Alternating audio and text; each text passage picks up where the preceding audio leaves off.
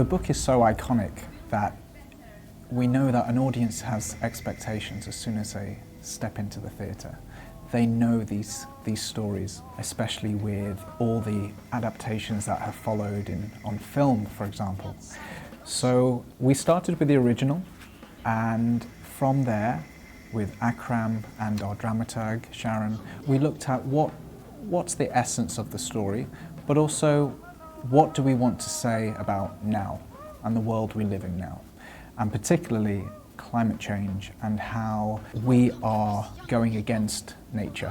We are trying to dominate nature in many ways.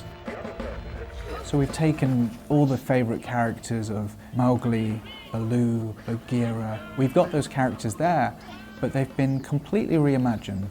I think one of the biggest changes that we've done is we have brought it to a city. So we're not in a jungle. And this idea of what would it be like for these animals, these outsiders, to congregate in a man-made environment.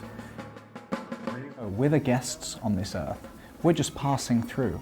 The earth will still be there when we're gone. So if you are a guest in someone's house, for example, would you leave it in the state that we are leaving the world now? And I think that's something that we try to punctuate in the show. How do we want our home to be left for the next generation? And that's something we wanted for the children to see. We want them to see this show and to realise they are the gatekeepers. They are the ones who are the future of the planet, and we need to give them their voice, and that's what hopefully the show will do.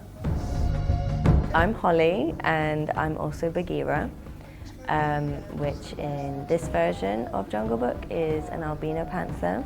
My backstory in a nutshell is that I was taken or stolen from my homeland and then was made to live for humans as their property in their palace. So I had a very regal lifestyle, but I was also very much contained. So I have some trauma with that and the way that I'm moving around space and my relation with other animals, you know, I kind of see them as beneath me, but I'm also still vulnerable and insecure because of my past.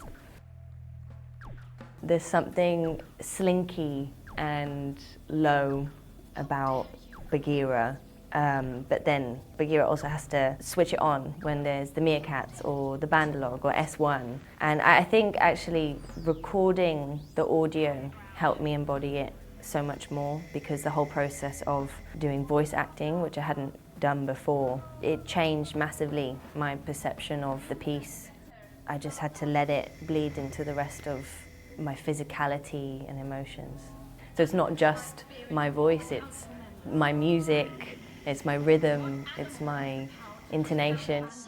Individually, I feel empowered by exploring being in an animal, being something that is considered less than to wider society. I feel like this piece is pointing a big finger at human beings.